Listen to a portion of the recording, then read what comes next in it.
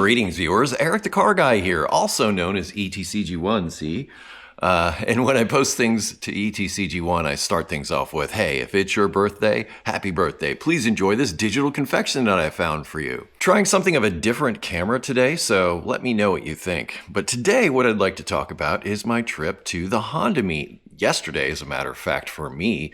And that was in Marysville, Ohio at the Honda Heritage Center. Anyhow, I'm here to talk about my experience at the Honda meet, which, well, it got cut short a little bit, but I had a good reason for that, and I'll get to that towards the end.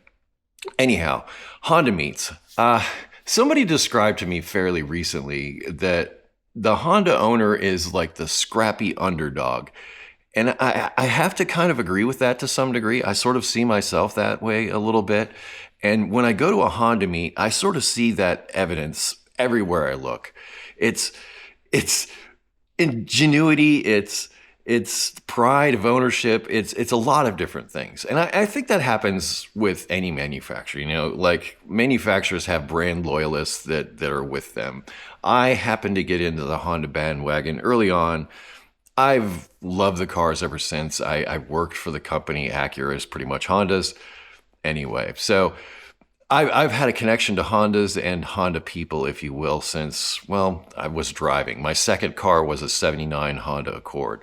My first car was a 1972 Ford Galaxy 500. So you could literally fit that Accord inside of that Ford. And I sort of got into loving the fact of having one giant thing to drive and one little thing to drive. And I've kind of kept that going. Anyway, I'm here to talk about the Honda meet.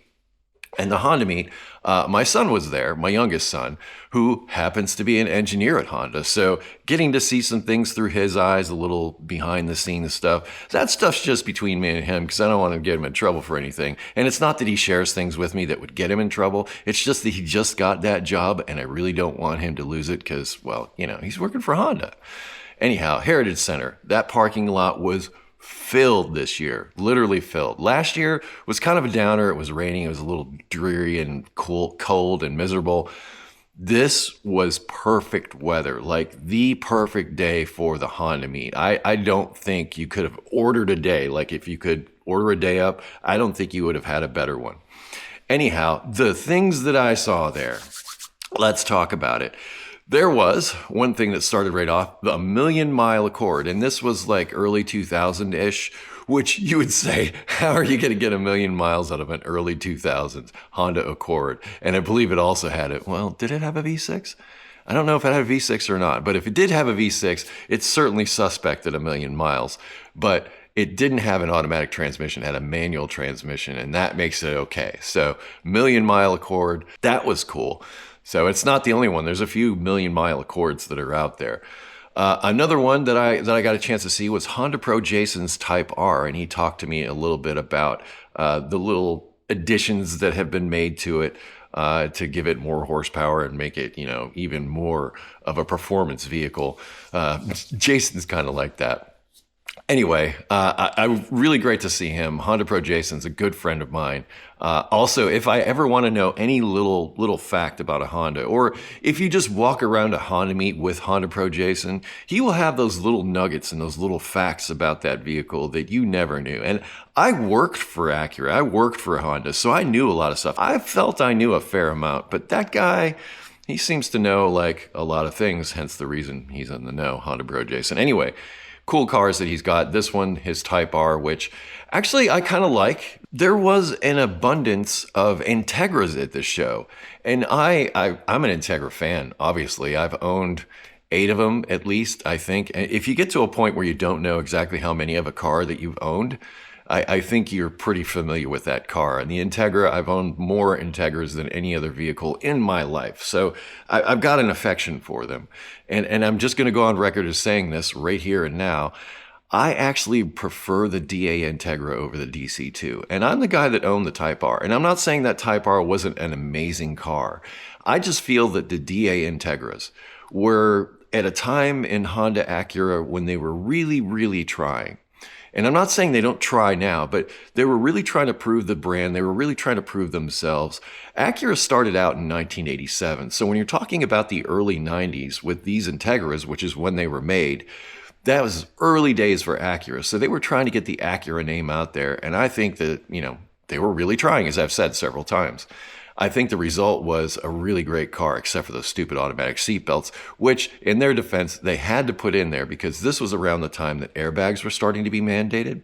So they didn't necessarily want to go through the expense of adding airbags to the car because, believe it or not, they actually lost money on all those early Integras. They overbuilt them. So when they sold an Integra, they were selling them at a loss just to get people in the door to buy them. And I think that speaks again to them trying to get their name out there. The automatic seatbelts on those cars were a way to sort of placate the regulations of, the mandates of those airbags. So I think it was automatic seatbelts you could have, and there was like some other thing. And it was only a couple of years because after that it was all airbags. But there was a point where there was a transition to where some vehicles, and it wasn't just Hondas and Acuras, there were some vehicles that got like an automatic seatbelt option instead of airbags during that early 90s transition period into airbags. If you know something about that, please let me know down in the comments. But golden era Hondas abound, also newer like FK8s and things. I saw a black one I like. I believe that's an FK8. I think that's what it's called. I hope I don't show my ignorance too much here about the newer stuff. But again, golden era stuff. Another standout there was this Accord T4, and they only sold these in Japan. It was a wagon, right-hand drive, obviously. But this thing just exuded a kind of cool that you just don't see here in the United States. This is something you would only see in probably Japan or just someplace in the East. I don't know if you'd find these in Europe at all, because they seem to send cooler stuff over to Europe than they do the States for some reason. Although there are many models that only exist in the United States, Honda Element, for example. And I think that's a fantastic vehicle. All right, so that Accord right-hand drive, pretty neat wagon. Like that thing. Also, Honda Actis, okay? Actis are small trucks in Japan, and they're not just made by Honda. I think they're like lots of different manufacturers make these little trucks. I don't know if they're all called Actis, but I know that the Honda version is called an Acti, and they're all-wheel drive. They're, in my opinion, like a perfect little farm truck to have. Or if you have like a business in an urban area, just having a small truck like that to move things around. I really love the small truck. I'm just going to come out and say it. I think the Acti is like a really cool thing. Would I own one? I don't know. I kind of want to because I think they're neat, but I don't know if an Acti is me. I guess I'd have to find out. I'd have to get in, I'd have to drive it, I'd have to experience it to say, yeah, it's me. But from an outsider looking in, I say they're cool. Here's a neat one. While walking around, I got a chance to see this little red LED on top of the steering column cover on an Integra. And if you're wondering what that is a dealer-installed security system. And I can't remember if that came with the keyless entry or not. I think it did come with a keyless entry system. So predating the time when you could purchase an Integra with keyless entry and everything already standard and it's already equipped, with those older Integras, like early on in the DA's or the DC2's life, what we did is we would add a security system into it, and that light was part of it to let you know that security system was active, so you could just look through the window. So you don't see that often, but if you do see that, know that is a security addition, or that is an addition that was done at a dealer. That's not something that came from the factory that way. NSXs, let's talk NSXs, because there were plenty of them there, and a really great showing too. Lots of neat stuff. There was one that was right-hand drive. There was one that was turbo K-swapped. That one obviously was the standout. And frankly, if you have, or if you're fortunate enough to find a first-generation NSX, and sadly maybe the engine is blown, which wouldn't be common, but hey, people do it.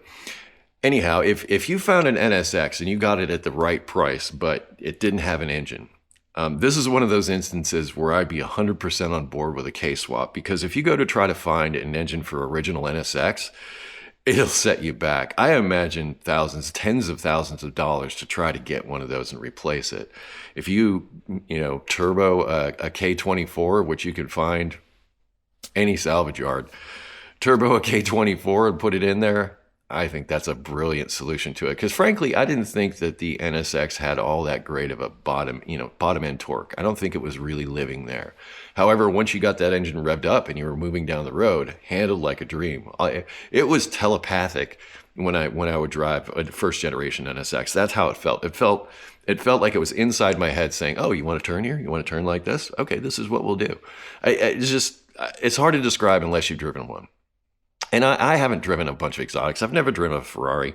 And come to think of it, I haven't even driven like a really cool Porsche, anything like that. So I can't say that I'm totally schooled in these things, but I can say my experience with the NSX was a good one, other than the fact that it felt like it couldn't get out of its own way at the stoplight. But once it got rolling, there you're good. So K-swap turbo, I think might just alleviate that bottom end torque issue and just make that thing scream and whistle. And you see, I'm smiling just thinking about it. But anyway, a whole land of NSXs that my son and I got a chance to walk through and talk about. And here's a neat thing. They used to have, like back in the day, early 90s, like you walk around with a cell phone in your pocket all the time now, and it's nothing. But back in the 90s, to have a phone in your car was a big deal. And if you're NSX money, like NSXs, I think were selling for around $90,000, $95,000 at the time they were new. If you had that kind of money in the early 90s to spend on a car, you had enough money to spend on a cell phone option that you could get to go with your NSX. They put this whole unit in the trunk that was the cell phone part, but it had a hands-free thing right on the console. So if you see that and wonder what it is, that's actually early cell phone technology in an NSX. So you're welcome, youngins. And of course, I cannot forget to mention, I found some teddy bear wheels on a Civic. He loves teddy bear wheels. Apparently, that's a thing. So these wheels with these teddy bears in the center, they got a whole history. Look it up on the internet. It is a thing. And if you know that thing, you would get excited about this. I got excited because I know somebody that's excited about that. And that's kind of where the Honda meet ended for me. And the reason for that is because somebody came walking up to me that I recognized but couldn't quite place. And it turns out this is a former colleague of mine. I used to work with him at the Acura dealership, and I have not seen this person in 17 years. This is Alex. So here I am meeting a technician from my days long before Eric the Car Guy, long before ETCG1, long before any of this stuff. So when I was just Eric, I got a chance to meet somebody from that time period, which I didn't get a chance to meet people like that often. And let's just say Alex had a lot to share, and that pretty much took up the rest of my Honda meet. So once Alex walked up to me, introduced himself, and we started talking, I don't know how many hours, I think maybe 2 passed before we left, and people were leaving the parking lot and everything of the Honda meet. So I want to apologize to any of you that were looking to meet me at that event, because that's why I was there, to see really great Hondas, spend time with my son, and meet some of you. And unfortunately, that didn't quite happen the way I had planned. As I mentioned, I met somebody from my past and we started talking, and well, that was that. Anyhow, again, apologies if I didn't get a chance to meet you. The next thing I'm going to be going to is SEMA/Apex. Neither one of those are open to the public unless you go to SEMA on Friday night, and I'll be gone by then. So somewhere in there, I guess in the next year, we'll get stuff sorted out. But more exciting than that house and that pole barn and all that stuff, that's coming to pass. So I'm getting a new shop, and I'm going to leave you with that because that is a high note. Thank you so much for watching today. Be safe, have fun, stay dirty. I'll see you next time. It's recording. There you go. Just one simple step. Hey son, we got the camera to record. It's really great.